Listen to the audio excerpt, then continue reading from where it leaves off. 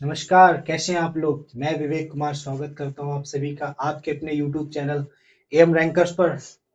इसी श्रृंखला में हम लोग देख रहे थे राष्ट्रपति के विषय में दो तीन चार क्लासेस जो हमारी हुई हैं और राष्ट्रपति की शक्तियों के विषय में बात कर रहे थे। राष्ट्रपति के शक्तियों में हम लोग देख चुके थे। हमने आपसे बताया था कि राष्ट्रपति की शक्तियां कितने प्रकार की होती हैं। मुख्यतः 8 प्रकार की बताई थी, उसमें से 7 मूल संविधान में उनका वर्णन किया गया है। ठीक है, अब हम बात करेंगे क्योंकि हम लोगों ने 5 शक्तियां तो पढ़ ली थी, 1 2 3 4 5। हम लोग 6वें शक्तियां पे आए थे जिसका नाम था विधायी शक्तियां। कौन सी?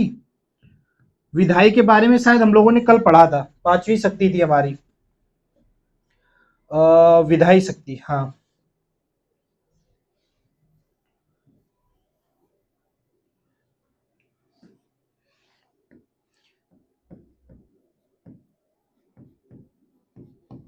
विधायी शक्तियां एक बार रिवीजन कर लेते। पहली शक्ति हमारी कौन सी थी? कार्यपालक या कार्यपालिका की शक्ति। कार्यपालिका की शक्तियां। एंड नंबर 2 पे हमने बात की थी सैन्य शक्तियां। सैन्य शक्तियां। नंबर 3 की बात की थी कूटनीतिक शक्तियां। कूटनीतिक शक्तियां। एंड नंबर 4 की बात की थी वित्तीय शक्तियां। कौन सी? वित्तीय शक्तियां। हम लोग कल विधायी शक्तियों के विषय में पढ़ रहे थे। उसमें एक चीज और भी बताना थी। एक आर्टिकल आर्टिकल 123 हमारा क्या कहता है कि राष्ट्रपति का अध्यादेश के विषय में बताया गया है। किसके विषय में? अध्यादेश।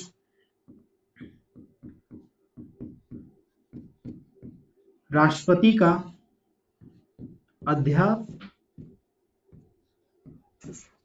राष्ट्रपति अध्यादेश जारी कर सकता है। जैसे मान लीजिए राष्ट्रपति अध्यादेश कब जारी करता है?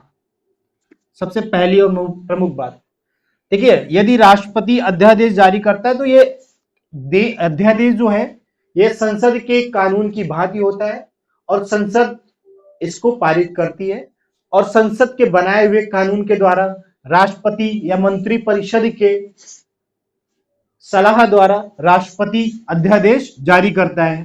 ठीक है, ये आर्टिकल 123 जो कल हमारी विधायी शक्ति में बच गया था। ठीक है, आज हम लोग देखेंगे शक्तियों में नंबर 6वें नंबर पे कौन था हमारा? वित्तीय शक्ति। वित्तीय हो गया है, आपातकालीन और कार्यपालिका, सैन्य शक्तियां, कूटनीतिक शक्तियां, वित्तीय शक्तियां और विधायी शक्तियां। नंबर 6वें पे हमारी आती है न्यायिक शक्तियां। कौन सी? न्यायिक शक्तियां।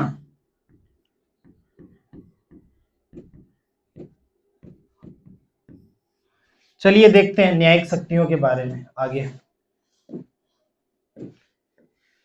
हेडिंग डालेंगे न्यायिक शक्तियां।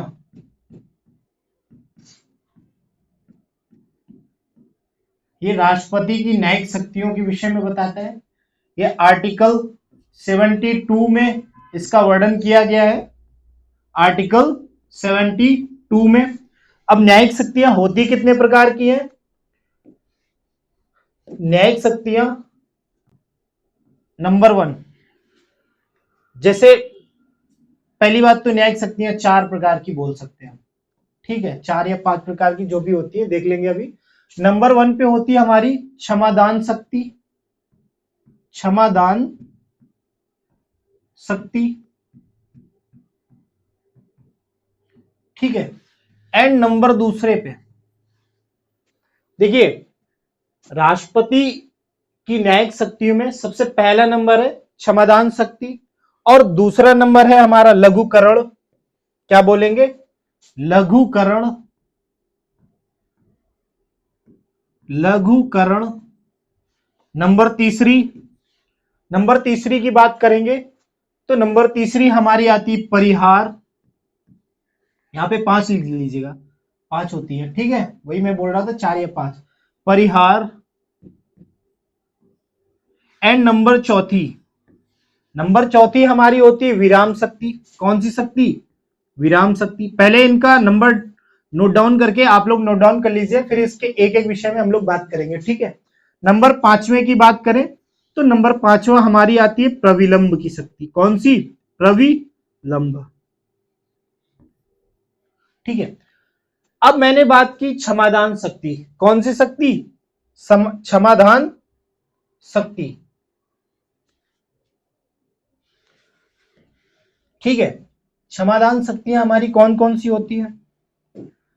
देखिए, जैसे मान लीजिए न्यायालय द्वारा आपको दंडित किया गया है, ठीक है, तो राष्ट्रपति को यदि आप अपनी फाइल भेजते हैं कि मैं बेगुनाह हूं या फिर मैं ऐसा काम अगली बार नहीं करूंगा, यदि राष्ट्रपति उस पर विचार करते हैं और आपका दंड माफ कर देते हैं तो ये क्षमादान शक्तियों में से कंसीडर किया जाता है, ठीक है।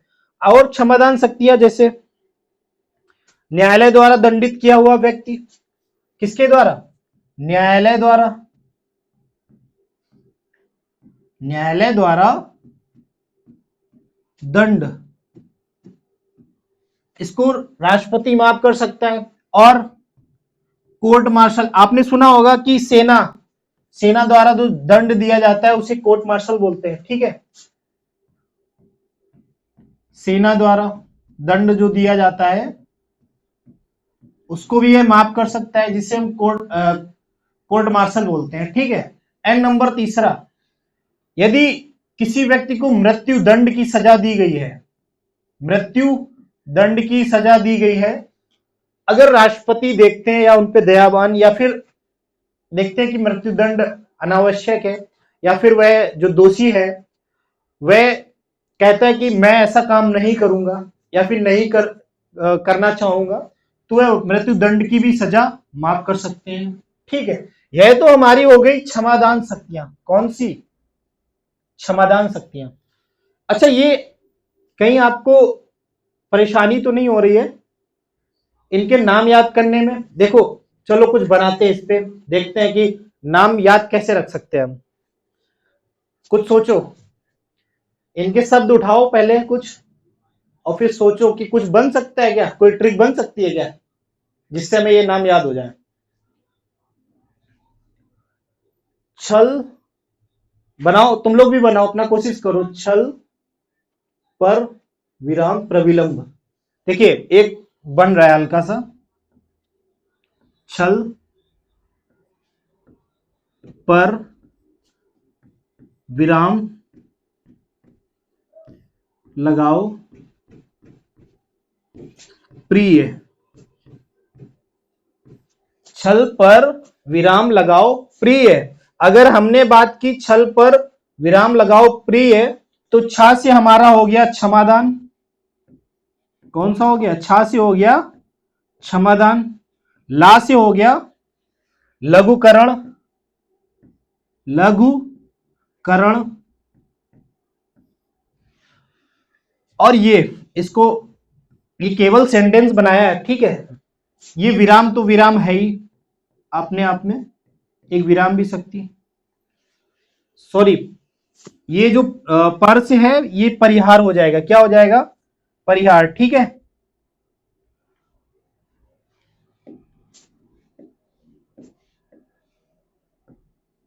पर से क्या हो जाएगा? कौन सी शक्ति हो जाएगी? परिहार शक्ति।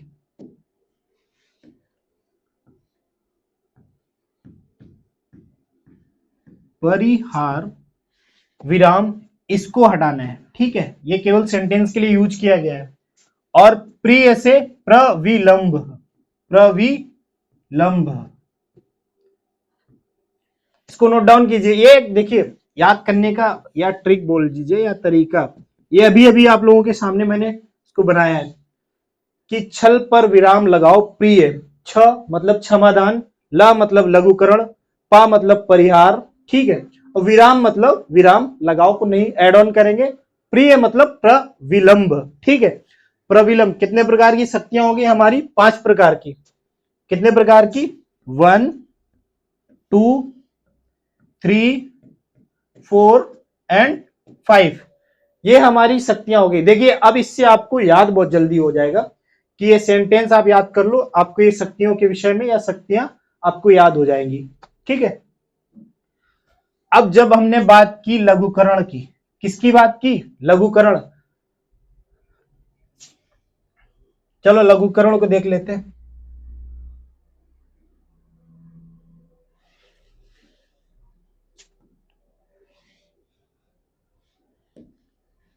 इसको देखेंगे लघुकरण।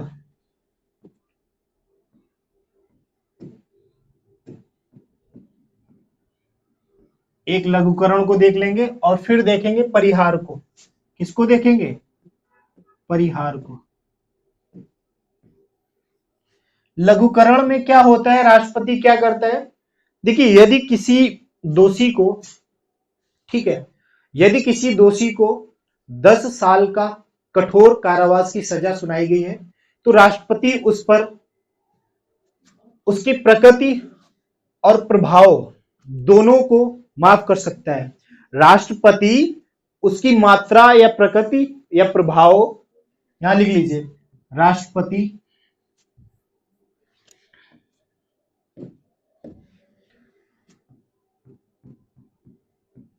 राष्ट्रपति मात्रा या मात्रा और प्रकृति प्रकृति दोनों को दोनों को दोनों को घटा सकता है, ठीक है। दोनों को घटा सकता है। अब मैंने बोला कि जैसे एग्जांपल में हम ले लें कि 10 साल के कठोर कारावास को, किसको? 10 साल के कठोर कारावास को वह क्या करेगा? जैसे मात्रा यहां पे क्या है? 10 साल। क्या है? 10 साल। 10 साल के कठोर कारावास। अब यहां पे देखिए, यह तो बात हो गई हमारे मात्रा की, यह ठीक है, और ये प्रकृति हमारी हो गई कैसी? कठोर। अब इसको ये घटाकर क्या कर सकता है? 5 साल का साधारण कारावास। देखिए इसमें राष्ट्रपति ने क्या किया? मात्रा में भी परिवर्तन कर दिया, मात्रा को भी घटा दिया, और उसकी प्रकृति जो कठोर थी उसको साधारण कर दिया, दोनों को ही घटा दिया, ठीक है। अब हम बात करेंगे कि परिहार में क्या होता है। तो परिहार में राष्ट्रपति, देखिए राष्ट्रपति मात्रा और प्रकृति दोनों को नहीं, केवल एक को घटाता है। किसको? केवल एक को। राष्ट्रपति मात्रा और प्रकृति में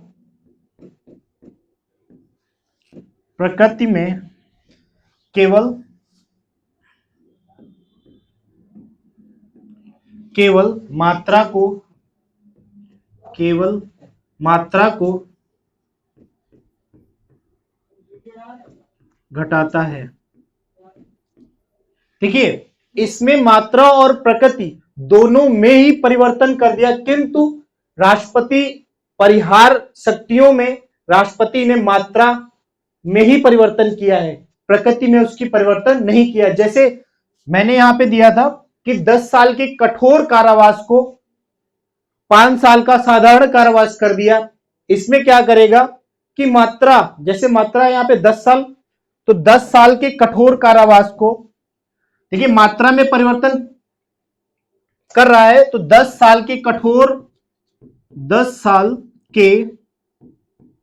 कठोर कारावास, 10 साल के कठोर कारावास को वह क्या करेगा, 5 साल के, देखिए किसमें मात्रा में परिवर्तन कर रहा है, किसमें, 5 साल, इसको नोट डाउन कीजिएगा अच्छे से ध्यान से, 5 साल का कठोर कारावास। देखिए इसमें मात्रा में ही परिवर्तन किया है, प्रकृति में परिवर्तन नहीं किया है। ये बहुत ही अच्छे से आप लोग नोट डाउन कर लीजिएगा। हमारा लघुकरण भी कंप्लीट हो गया और परिहार भी कंप्लीट हो गया। अब हम बात करेंगे आगे विराम के बारे में, ठीक है। किसके बारे में बात करेंगे, विराम के बारे में। तो विराम में क्या कहता है, देखिए विराम में एक विशेष, यदि आपको कोई दिक्कत है, मान लीजिए कोई भी गर्भवती महिला है, ठीक है, उसको फांसी की सजा देनी है, तो वह फांसी की सजा रुक जाती है।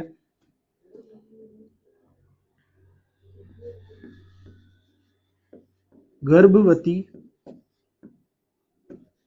महिला की सजा टालना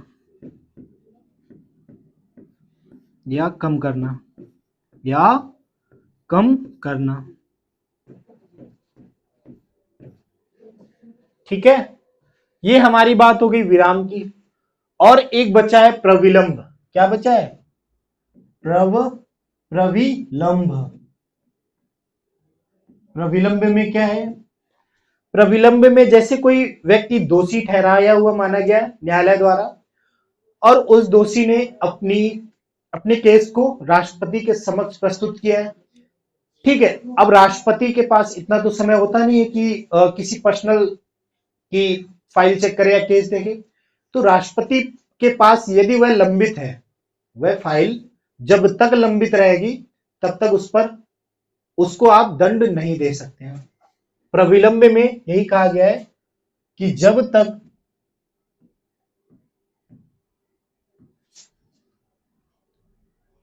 फाइल या केस राष्ट्रपति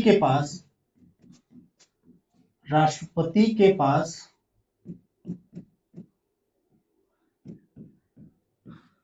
लंबित है,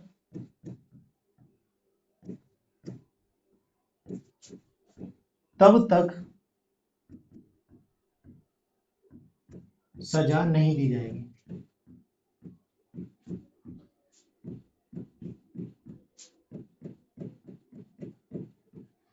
ठीक है, ये हमारी होगी राष्ट्रपति की न्यायिक शक्तियां। आर्टिकल 72 के विषय में हमने बात की 5 शक्तियों के बारे में। कौन कौन सी, एक बार फिर से रिवीजन कर लीजिएगा। क्षमादान की शक्ति, ठीक है, और लघुकरण की शक्ति, परिहार की शक्ति, और विराम की शक्ति, और प्रविलंब की शक्ति। ये देखिए 5 शक्तियां एक ही में है। इसको एक बार आप स्क्रीनशॉट ले लो या फिर नोट डाउन कर लो।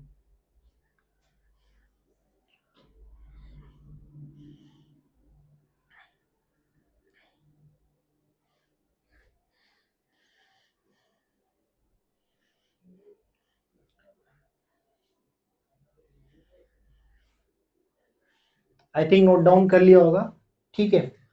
न्यायिक शक्तियों के बारे में विषय में बात कर ली हम लोगों ने। अब हम लोग देखेंगे राष्ट्रपति की आपातकालीन शक्तियां। क्या देखेंगे, राष्ट्रपति की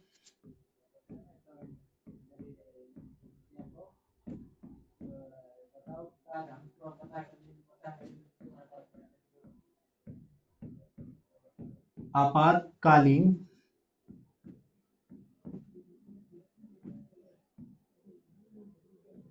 शक्तियां। अब राष्ट्रपति की आपातकालीन शक्तियां कौन कौन सी हैं,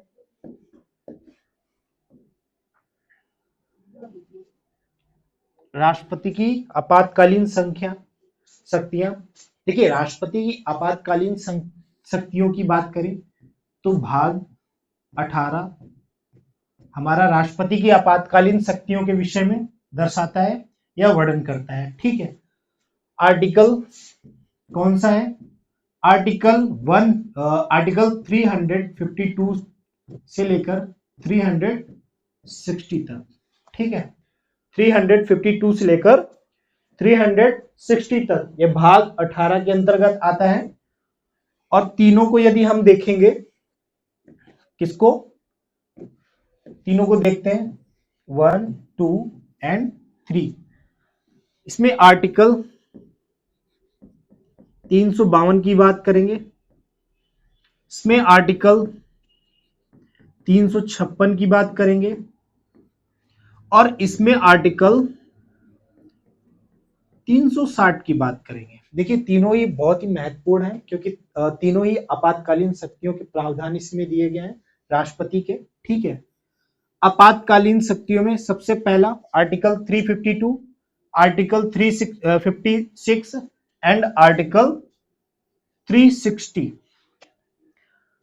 अब आर्टिकल 352 हमारा क्या कहता है कि राष्ट्रीय आपात के विषय में दर्शाता है या दिखाया गया है। किसके विषय में?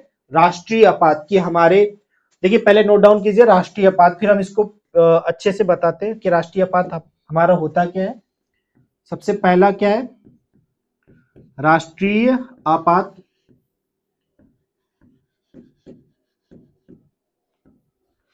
दूसरा है राष्ट्रपति शासन या राष्ट्रपति आपात, राष्ट्रपति आपात या इसे शासन भी बोलते हैं। एंड नंबर तीसरा वित्तीय आपात। कौन सा? वित्तीय आपात, ठीक है। ये तीन हमारे आर्टिकल हो गए, article 352, article 356 and article 360। Article 352 हमारा कहता है कि राष्ट्रीय आपात, और आर्टिकल 356 कहता है हमारा राष्ट्रपति आपात या राष्ट्रपति शासन, और आर्टिकल 360 हमारा कहता है वित्तीय आपात, ठीक है। हमने आपातकालीन शक्तियों में 3 आर्टिकल देखा है, और तीनों आर्टिकल में अब हम पहले नंबर पे आते हैं। राष्ट्रीय आपात हमारा क्या होता है, ठीक है। किसके विषय में बात करेंगे? राष्ट्रीय आपात। देखिए यदि जब कभी बाहरी आक्रमण हमारे देश में होता है, बाहरी आक्रमण, या ये मान लीजिए कि आपने सुना होगा कि 44वें संविधान संशोधन 1978 में आंतरिक अशांति का कारण हुआ था, आंतरिक अशांति बनी हुई थी, ठीक है, जिसमें 44वें संविधान संशोधन में उस अधिनियम को पहला और अंतिम कहा गया था, क्योंकि उसमें कुछ अधिनियम ऐसे बनाए गए कि फिर राष्ट्रीय आपात में आंतरिक विद्रोह ना हो, उसके लिए अनेक प्रावधान बनाए गए। जैसे नंबर 1 पे राष्ट्रीय आपात कब लागू हुआ? तो भारत देश में अभी तक राष्ट्रीय आपात 3 बार लागू हुआ है। कितने बार? 3 बार। ये मुख्य पॉइंट है, राष्ट्रीय आपात भारत देश में कितने बार लागू हुआ है और कब कब लागू हुआ है। तो सबसे पहले 1962, नंबर दूसरा 1971 एंड नंबर तीसरा 1975। ये तीन, देखिए ये 3 डेट शायद एग्जाम में पूछ देते कभी कभी कि राष्ट्रीय आपात कब कब लागू हुआ। शायद आपको इससे एक डेट स्पेसिफिक दे दी जाए और फिर 3 डेट अलग अलग दे दी जाए, तो आप भटकिएगा मत, इस पे जरूर ध्यान दीजिएगा। नंबर 1 पे जैसे 1962 क्या कारण था कि राष्ट्रीय आपात लगाया गया? तो 1962 में आपने सुना होगा कि चीन के साथ हमारी लड़ाई हुई थी। किसके साथ? चीन के साथ लड़ाई हुई थी, जिसके कारण राष्ट्रीय आपात घोषित किया गया था। चीन के साथ लड़ाई हुई थी। और 1971 में क्या हुआ था? पाकिस्तान के साथ लड़ाई हुई थी, या पाकिस्तान से, ठीक है। और 1975 ये बहुत ही इंपॉर्टेंट है। 1975 1976 में क्या हुआ था? 1975 में अभी मैंने बताया कि आंतरिक अशांति के कारण, आंतरिक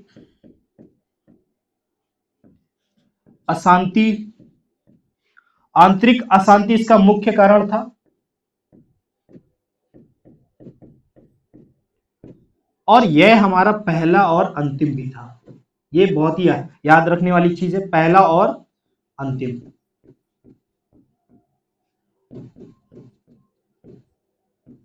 क्योंकि फिर इसमें 44वां संविधान संशोधन आ गया था, जिससे इसको हटा दिया गया। ठीक है, राष्ट्रीय आपात के बारे में देख लिया आप लोगों ने।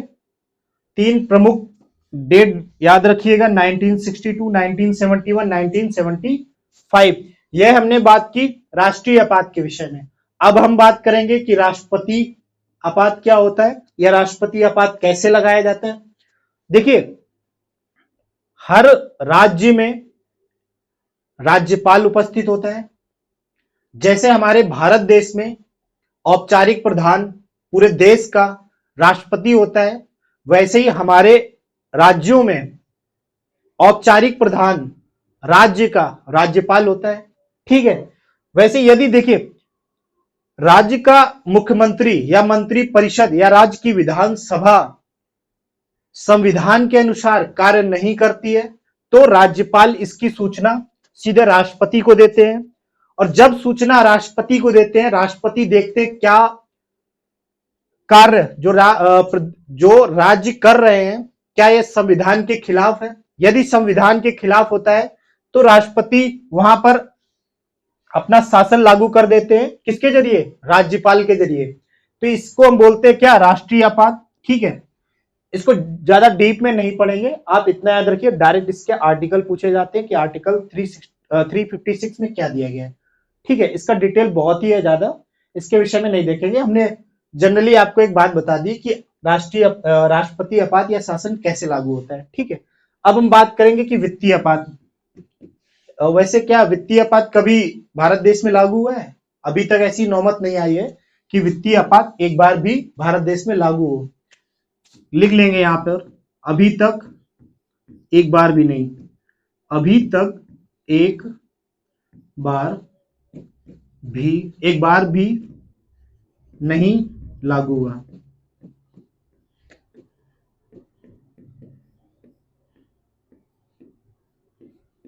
इसमें जो राष्ट्रपति आपात या राष्ट्रपति शासन के बारे में बताया, तो सबसे पहले पंजाब में राष्ट्रपति शासन लगा था, सबसे पहले 1951 में।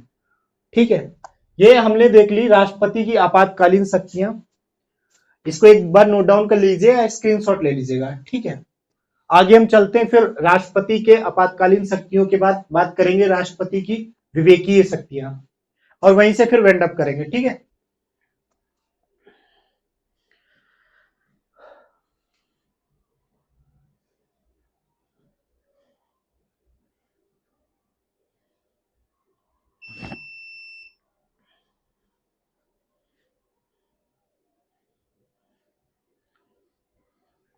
आई थिंक आप लोगों ने नोट डाउन कर लिया होगा।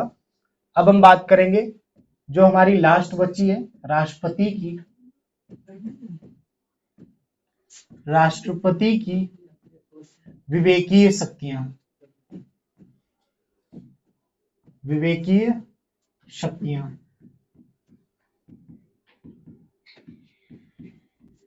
राष्ट्रपति की विवेकीय शक्तियों में सबसे पहला क्या है? प्रमुख बिंदु कि राष्ट्रपति विवेक के अनुसार पॉकेट वीटो करता है। क्या करता है? Pocket veto. नंबर दूसरा, संसद को संदेश भी भेजता है। संसद को संदेश भेजना। एंड नंबर तीसरा, संसद को अधिनियम या विधेयक पर पुनर्विचार के लिए भेजना। पुनर्विचार के लिए भेजना।